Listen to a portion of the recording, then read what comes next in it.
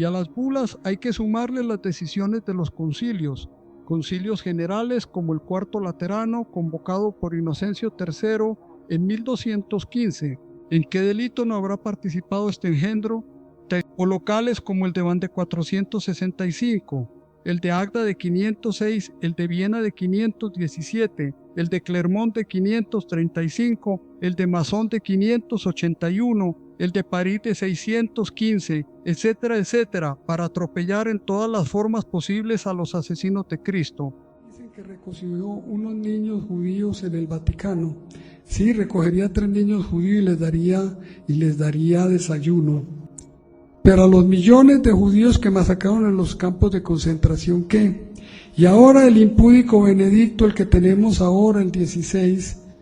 va a Auschwitz a levantar los brazos al cielo y a preguntar: Dios mío, ¿por qué permitiste esto? Por el medio centenar de bulas que emitieron tus predecesores acusando a la raza judía de raza pérfida que había asesinado a Cristo, miserable, cabrón. Y aquí te va una lista de los obispos nazis de tu tierra por si te suena alguno, y en medio de un repique de campanas. Y al obispo Rarkowski, el crédito militar alemán de más alto rango, y al obispo Berman, vicario del anterior y su suplente en el ejército, y al arzobispo Jäger de Paderborn, capital de división del Führer, y al cardenal Wendel, que fue el primer obispo castrense alemán, y al obispo Berrin de Osnabrück, que le mandó un ejemplar de su obra Iglesia Católica y Etnia Nacional Alemana a Hitler, como signo de mi veneración, y a quien Goering hizo miembro del Consejo de Estado de Prusia, en el que estuvo hasta que cayó el nazismo y se acabó la guerra, y a los obispos Bulberger de Regensburg, Egrenfier de Wilburgo, Kaller de Ermland, Machen de Hildestein y Müller de Habsburgo, que en sus sermones y pastorales se deshacían en palabras de defensa y de apología a su Führer, las cuales he citado fielmente, abriendo y cerrando comillas con la humildad de un portero que abre y cierra puertas. En mi puta de Babilonia, un librito que no debe faltar en todo hogar cristiano, y al obispo Viekes, que representaba al episcopado alemán ante el ministerio de propaganda nazi. Y siguiendo con los canonizables, el obispo Frin de Colonia, luego cardenal, que como presidente de la Conferencia Episcopal Alemana exigía dar hasta la última gota de sangre por el Führer, y el obispo Judal, que le dedicó su libro Nacionalsocialismo e Iglesia Hitler, como al Cifrido de la Esperanza y la Grandeza Alemanas, y que tras de la derrota de los nazis le ayudó a fugarse al Brasil a Franz Stangl, culpable de 400.000 asesinatos en el campo de concentración de Treblinka, consiguiéndole dinero y documentos falsos. Y al arzobispo Grover de Freiburg, miembro destacado de la CSS, que abogaba por el necesario espacio vital para Alemania, que aportaba dinero de su arquidiócesis para la guerra y que escribió 17 cartas pastorales exhortando a la negación y al arrojo para ser leídas desde los púlpitos. Y al arzobispo Kohl de Bamberg, que predicaba que cuando combaten ejércitos de soldados, debe haber un ejército de sacerdotes que los secunden rezando en la retaguardia. Entre las beatificaciones de estos primeros años del pontificado de doña Benedicta Ratzinger, quiero mencionar la de su paisano Clemens August von Galen, cardenal y conde y obispo de Münster, el León de Münster,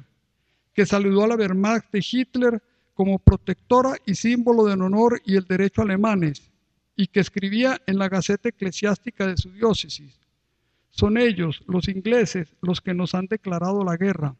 y después nuestro Führer les ha ofrecido la paz, incluso 2 veces, pero ellos la han rechazado desdeñosamente. Muy apropiado esta beatificación, su santidad, muy justa, proceda ahora a canonizar, como el cardenal Bertrand de Breslau, que tras el atentado le mandó un telegrama de felicitaciones en nombre del episcopado alemán y ordenó un Te Deum en la catedral de Múnich para agradecerle a la divina providencia por la afortunada salvación del Führer en el atentado criminal contra su vida, y que manteniendo su inconmovible lealtad al monstruo hasta el final, al recibir el 2 de mayo de 1945 la noticia de que éste acababa de suicidarse en el búnker, instruyó a los curas de su arquidiócesis para que oficiaran un requiem solemne en memoria del Führer y los miembros de la Wehrmacht que habían caído en la lucha por nuestra patria alemana. No lo vaya a dejar sin canonizar.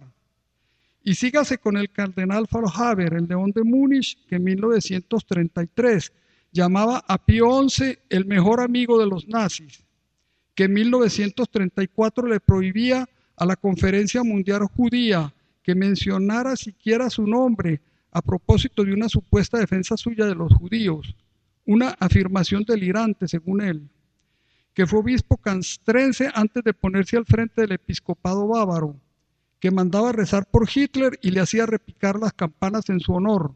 y que tras el fallido atentado contra este del 8 de noviembre de 1939, ofreció una mesa solemne de acción de gracias en la iglesia de Nuestra Señora de Múnich, y junto con los demás obispos de Bavaria le mandó una carta congratulándose de que se hubiera salvado. Y al episcopado austríaco también hay que canonizarlo en bloque, pues en bloque se arrodilló ante Hitler. Cuando el Anschluss, el cardenal Inisser,